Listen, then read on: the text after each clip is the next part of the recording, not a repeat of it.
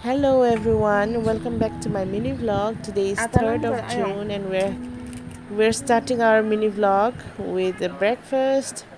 And here my father, he's bringing jackfruit, the ripe one. He really wants to eat.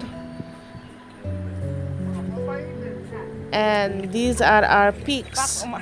They love to eat, but in a different way. They would climb on top of each other.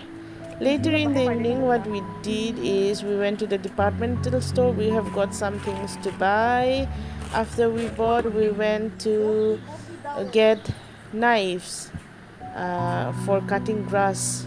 So we bought two knives in 750 rupees. After that, we bought some fruits and then we bought some bamboo shoots.